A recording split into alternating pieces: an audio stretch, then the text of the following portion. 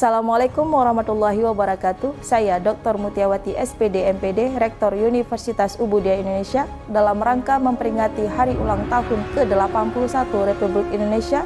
Mari kita jadikan momentum kemerdekaan sebagai pengingat untuk terus bersatu, berkarya, dan memberikan kontribusi terbaik bagi bangsa dan negara.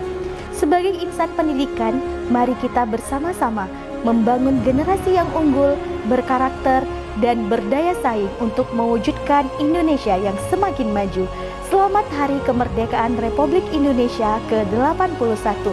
Dirgahayu Republik Indonesia.